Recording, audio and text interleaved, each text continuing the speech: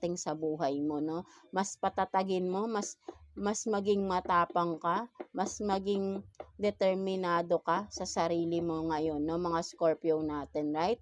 Maging sabihin nating alerto ka din lalo na sa mga paligid mo, no? Dahil talaga may mga biglaan kang mga malalaman na magpapasakit ng damdamin mo, no, na magbibigay ng heartache sa iyo, no, something like that, no, mga Scorpio natin, no. So ayun yung nakikita ko dito, no, for some of you, no, mga Scorpio. So ayun ang message sa iyo ni universe, no, parang it's a warning for you, no, to be ready with the unexpected events na mangyayari, no, possible na mangyayari. So magdasal lang tayo ng magdasal at alam kong malalagpasan nyo lahat yan, no, mga Scorpio natin, no, right? No? So, yeah, that's it for you, mga Scorpio natin, no? So, God bless you all and thank you for watching, Scorpio.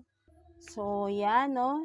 Let's proceed to you, Pisces. So, kamusta kayo dyan, mga Pisces natin, no?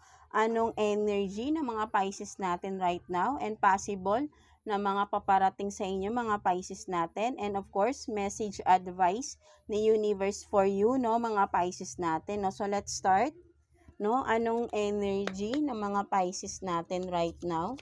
Energy ng mga Pisces natin, right? Let's see.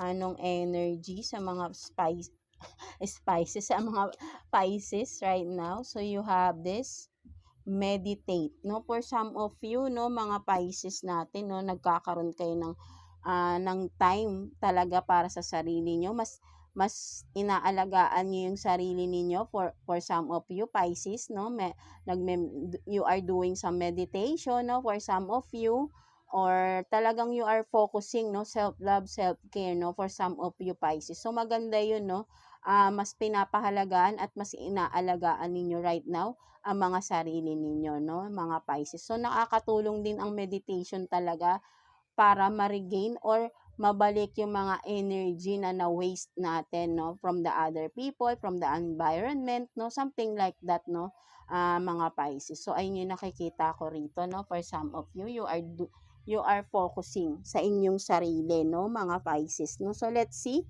mga possible na paparating sa inyo, mga Pisces natin. So, kuha tayo dito ng 2 cards for you, Pisces. Possible na paparating sa mga Pisces. Please, Universe, Holy Spirit. Anong mga possible na paparating sa mga Pisces natin? Let's see.